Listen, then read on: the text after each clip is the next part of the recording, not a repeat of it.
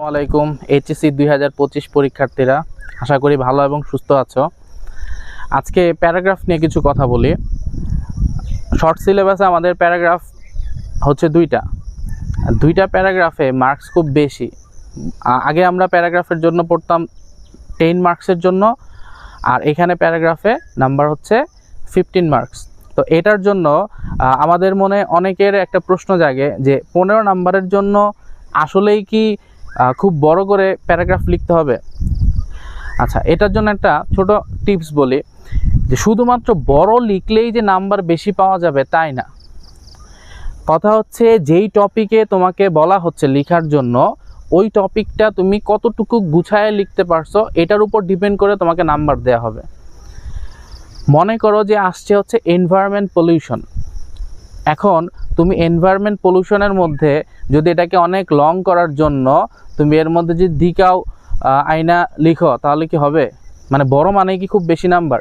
First of all তোমার যেই প্যারাগ্রাফের নামটা এটা সাজিয়ে লিখতে হবে, সুন্দর মতো হাইলাইট করতে হবে। এনভায়রনমেন্ট পলিউশন সম্পর্কে কিছু ডেফিনেশন, সংজ্ঞা, পলিউশন কি, এনভায়রনমেন্ট বলতে কি বোঝো, এই ধরনের কিছু ডেফিনেশন আগে তোমাকে অ্যাপ্লাই করতে হবে।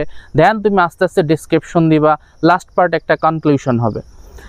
এখন আমি যদি তোমাদেরকে বলি যে না 10 পেজ লিখতে হবে, আসলে তোমার লেখার উপর ডিপেন্ড করে, তোমার লেখার সাইজের উপর, তোমার লেখার স্পেসের উপর ডিপেন্ড করে যে কতটুকু তুমি লিখতে পারবা বা কয় পেজ হবে। অনেকের দেখা গেছে যে যেইটা 2 পেজে হয় আরেকজনের সেটা 4 পেজে হয়। সো পেজের উপর কখনোই ডিপেন্ড করবা না, তুমি কতটুকু সুন্দর মতো লিখতে পারছো এটা দিকে অবশ্যই খেয়াল রাখবা। লেখাতে কোনো কাটাকাটি করবা না, ওভার রাইটিং করবা না, একদম সুন্দর মতো গুছিয়ে লেখার চেষ্টা করবা। যতটুকু পারো একদম প্রপার ওয়েতে যতটুকু পারো অতটুকুই লিখবা। একদম এরকম এক্সেস কোনো কিছু লিখবা না যে টপিকের বাইরে চলে যায়, তাহলে আশা করি খুব ভালো একটা নাম্বার পাবে। সো সবাই প্যারাগ্রাফে ভালো নাম্বার পাও এই আশাই করি। আসসালামু আলাইকুম।